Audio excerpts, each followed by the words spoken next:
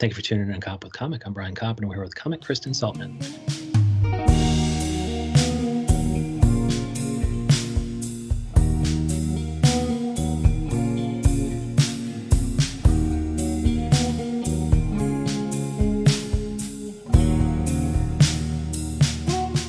Kristin Seltman, how the hell are you? Hi, I'm well. Thank you. How are you? Doing good. Thank you so much for coming on. I know we follow you everywhere. You are Kristin Seltman at Twitter and Instagram. And what is this Who Among Us comedy and podcast?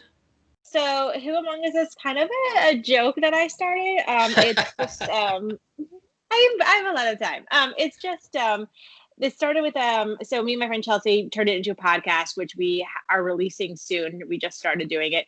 It became a joke between us when we would hear some weird, stupid news story, and we would find an aspect in it that we related to, and be like, "Well, who among us hasn't done that?"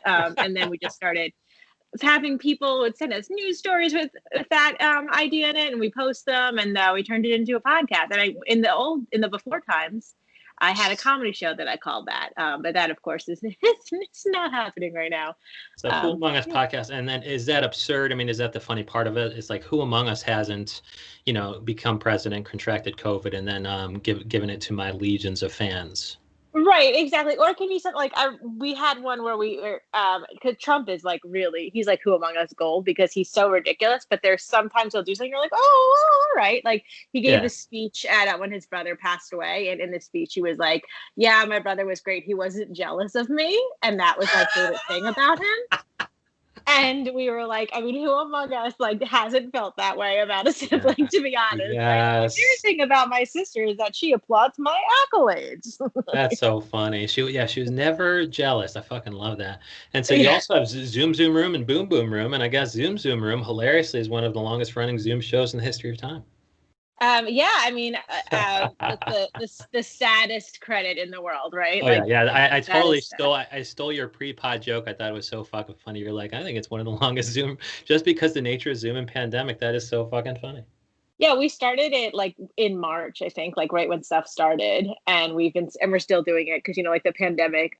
We thought we'll do this for the month and then we'll do a live show, but instead we've been doing this thing for 8 months now. We could have had a child in the time we've been running the show. You should have had a child, called it Zoom or something. Yeah, that's cool. I wonder if there will be any pandemic babies named Zoom.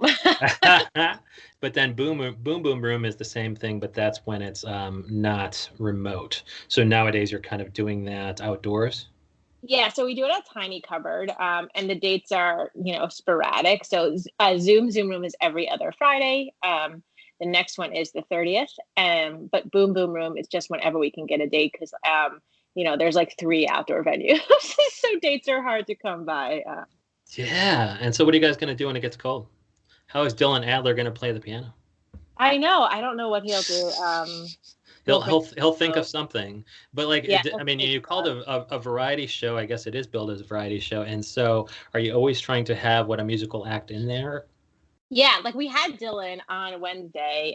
He's awesome. We had a burlesque dancer. Okay. So we try to have a music act, a burlesque. We had a drag queen. We want to have magic. We have comics too, but we also try to have something fun too, because it's not just comics that can't perform right now. It's all kinds of people. So we want to show a little love to everybody and give a kind of a different vibe. And have you ever performed after one of these burlesque dancers or magicians? No, so I host, so I make sure I don't have to. Does everybody like that spot? We don't give them a choice. No, I'm sure I usually give my co-host Jessica that spot because it's our show. So if someone has to deal with it, it should be us. I definitely would not want to perform after the burlesque dancer, right? It's she's this beautiful, cool, fun woman, and wearing pasties and whipped cream everywhere, and then I'm on stage and I'm in a hoodie and jeans, and I'm like, hello. They're like, no.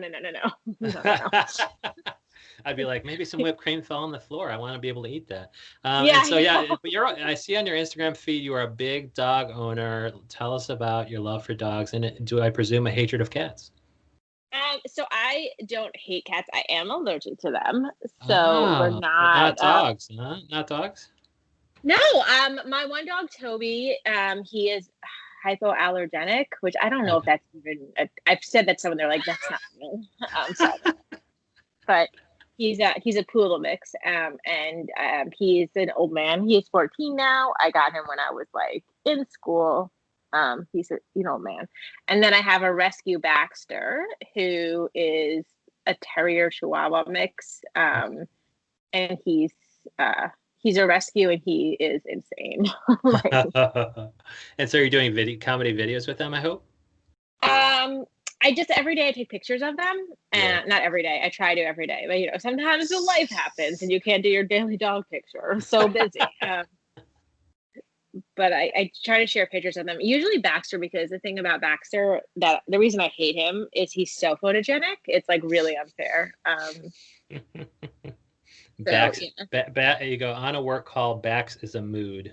Yeah, and he's making like a growly face. Yes, fucking I love that. And so, is any of the stuff making its way into your act? Like, how, can dogs even be funny? I guess that's a question. I know they can be pretty because that's why you're taking pictures of them. Yeah, I have, so Bax, he's like staring at me right now. Every time I say his name, he comes over. He's like, and yes, he has so he's a rescue, like I said. So I rescued him and then took him to the vet, and he has heart disease. So he has like all of these medical things. He's got medicine. He has to get a special test, like an echocardiogram every year. It's really expensive. Oh my Lord. Yeah, so like I have a joke about it where I'm just like, Bax has it's $1,000 every year for this, and then every 6 months he needs blood work to make sure the medicine's working, and that's $600. And I was like, wow, how much to just put him down? Because I can make it really comfortable for him for about $100, and that's still $500 less than the blood test or whatever. Right, like how about like I'm like, oh, I'm just gonna run out out there to my car and get my wallet and just leave. You know what I mean? Like, you're like, I could Airbnb the best pet hotel in the history of time for a lot less money that I'm training him with. But right. he just makes your life hilarious, and it makes your Instagram feed pop, and I love that. And so I'm gonna play something. It's going to dovetail to your upcoming podcast, Who Among Us, and I'm gonna just rip a rando headline off the thing here, and I want you to give me the Who Among Us spin on it, putting you on the spot. Okay, I'm ready. Okay, there's Dianne Feinstein, the 80, 90-year-old, senator from California or whatever. She hugs Lindsey Graham. What the fuck? Why is she hugging Lindsey Graham? Who among us hasn't? Who among us hasn't had a male comic they hate hug them at an open mic? But she hugged him, though. I mean, what the fuck? Yeah, I mean, that's hilarious. Who among us doesn't hug the uncle who's like maybe a molester at Christmas? You know what I mean? I think for real, it's probably she expects to be in the majority soon, and she know that Lindsey Graham is going to turn on a dime. The minute Biden's elected, and maybe he will be, Lindsey Graham is just going to become totally, McCain era Lindsey Graham again. I think I would want to like touch Lindsey Graham just because I would be like, I want to see if this person, like, if I touch him, will his skin just flake off or something? Because he's so gross and like evil. Yeah, will the evil smell? Right, like what I don't think I've ever touched a truly evil person, right? Like, so I would want to be like, what is it like? What does it feel like? Okay, how about this? Let's go. It turns out there was a state representative who crowd surfed over a maskless MAGA rally. What was it, maskless? What's that mean? Yeah, well, meaning, they go to a Make America Great Trump rally, and there's tons of them, and they're all not social distancing, and they're all not wearing masks. Oh, maskless. Sorry, I didn't hear what you said. And a state representative crowd surfs all over their asses. Yeah, like who among us hasn't gone to a party in college where we contracted something, right? Who doesn't go lick everybody's empty alcohol?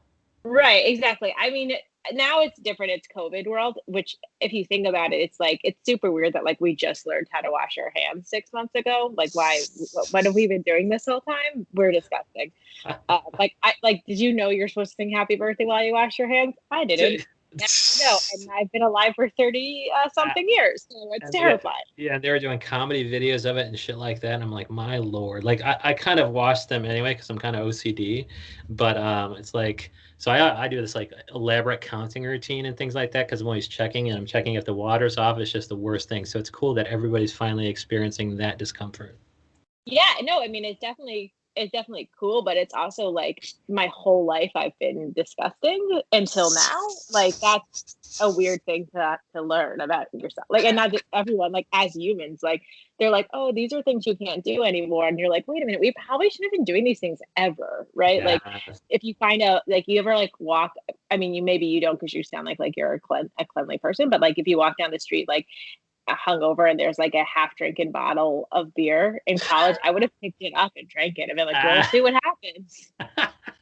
It can't be that bad. You know, disease can't live on this thing forever, right? Right. Like it might be urine, but it also could be a Ah, hyena, and that's oh acceptable. my Lord! Like, and a homeless man could have taken a pull off of that too. And Right. so, yeah. And so, what are some other things that you're finding, like, as far as, oh shit, I've been discussing this whole time, like, I suppose going to an open mic and just mouthing the mic even after 15 of these dudes did. It's like you wouldn't give that guy a hug, but you're here, kissing the mic while you're talking, right? Yeah, I mean, also like I'm fairly convinced I got strep throat from an open mic. So I really I really went to a mic on like Monday and like Thursday I couldn't swallow. You know what I mean?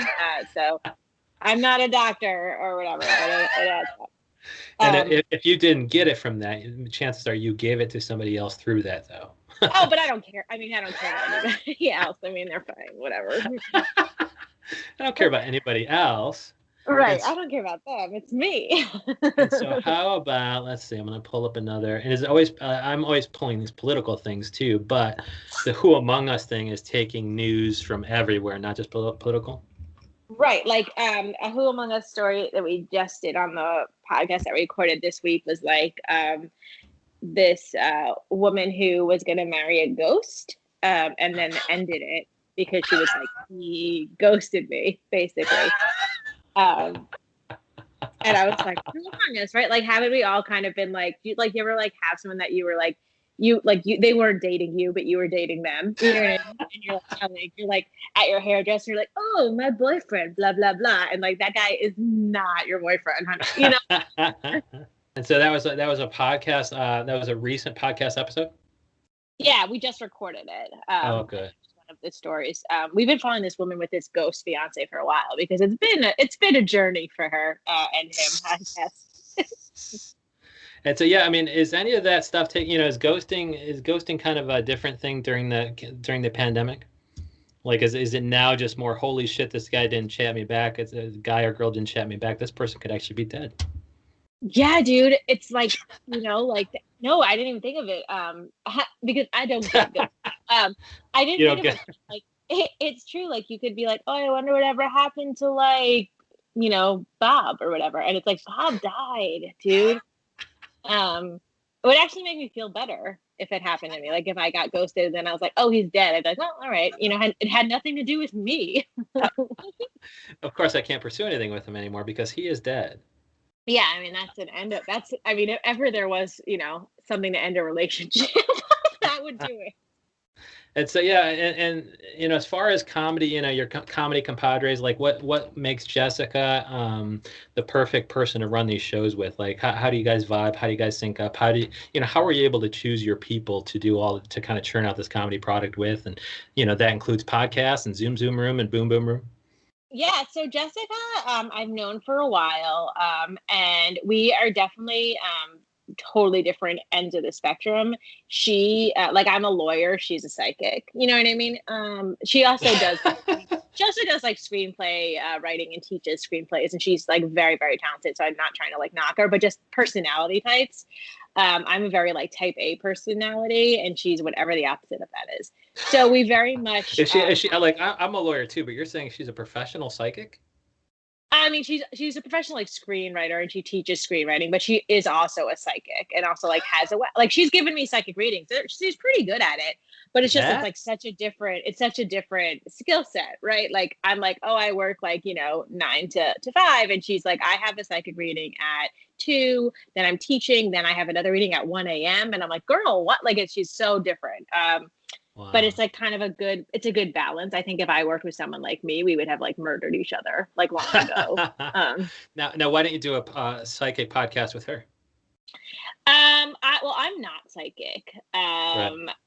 But we on the show and on the Zoom and the Boom Boom, sometimes like we started this thing where she would have people ask psychic questions on the shows and she would answer them.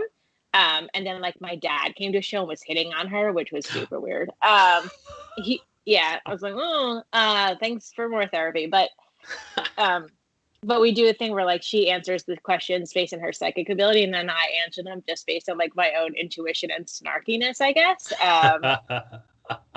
So we do that, and it's you fun. can give legal advice too. You could be like, you're about to get hit by a car. That's the psychic part. And as a lawyer, I can tell you that you are not totally at fault, and there might be some contributory negligence on their part or something like that. Yeah, I mean, I'd be like, listen, you're gonna get hit by a car. Go to the hospital. A lawyer will chase the ambulance there. Sign up. Here's my card. Let's get your contact information after the show. Yeah. And but she was not the person to do the podcast with. Like, who is your podcast co-show host? Oh, my podcast co-host is Chelsea Condren. So I met her. She doesn't do comedy so much anymore, but I met her through comedy when I first moved to New York 5 years ago. We took a comedy class together. She's so funny, but she just is more of a writer. So she's focusing on writing and not doing stand-up anymore.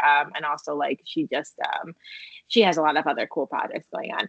But we're friends. We're really good friends, and we started just saying the Who Among Us thing and sending articles to each other as a joke. And then we decided to make it a podcast during quarantine because what better time to release a podcast than when everyone else you've ever met is releasing a podcast?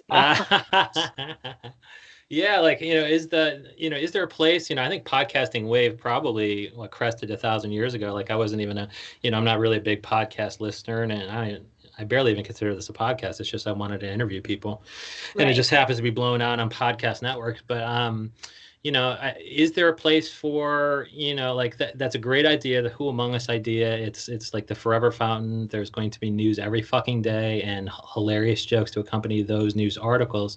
Like, is there a place for good ideas regardless of how crowded the podcast landscape is? I think there is, and even not so good ideas. I mean, people right now have a lot of time. Like, I watched the show 90 Day Fiance. I don't know if you're familiar with it. Yeah, I've heard of it. Everybody's talking about it. Yeah. Yeah. So there's like several spinoffs now. So I have a theory that you can tell how bad the state of the world is by how many 90 Day spinoffs are running concurrently. And right now there's like 8. But I watch it every week, whatever one is on. And I also watch reruns constantly. It's always on. And then I listen to 3 different podcasts about 90 Day Fiance every week. Like, this is what I do. So, and I'm not bored by it. I love all of them. They all have different takes. It's all important. So in my mind, if there's room for me, one person, to be this engaged in this silly thing, like there's room for whatever. You just have to find people that are into it, I guess, like. So if you like Kristin Seltman, you're going to like her 8 comedy products.